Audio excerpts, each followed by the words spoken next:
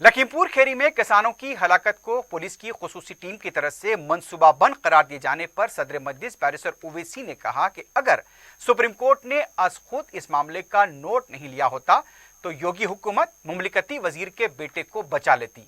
Barrister Owaisi ने वजीर आजम से मुतालबा किया कि फौरी मुमलिकती वजीर को काबीना से बर्खास्त किया जाए और उनके खिलाफ भी कार्रवाई करें।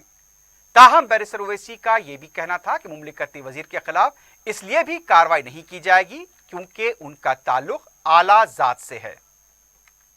यकीनन पहले दिन से हम कह रहे थे, सब लोग कह रहे थे, अगर सुप्रीम कोर्ट इस हत्या को सुमोटो नहीं लेता तो ये तो वहां की योगी सरकार और पुलिस बचा लेती मंत्री को और उनके बेटे को। अब जबकि मालूम हो चुका है कि प्रीमेडिटेटेड पूरा प्लानिंग से उन 5 लोगों की हत्या की गई, तो हम इस बात का डिमांड करते हैं कि प्रधानमंत्री फौरन उस मिनिस्टर को अपने कैबिनेट से खारिज करें, इनके खिलाफ भी एक्शन लिया जाए क्योंकि गाड़ी मिनिस्टर की है। ये क्या बात है, गाड़ी आपकी है, बेटा आपका एक्यूज है और आपको नहीं मालूम था।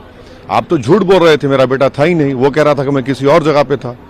तो अब मोरालिटी और कलेक्टिव रिस्पॉन्सिबिलिटी का तकाजा है कि प्रधानमंत्री इस मिनिस्टर को अपने कैबिनेट से फौरन खारिज करें। वो नहीं इसलिए करेंगे क्योंकि वो उनका ताल्लुक एक अपर कास्ट कम्युनिटी से है और उसका वोट चाहिए उनको यूपी चुनाव में।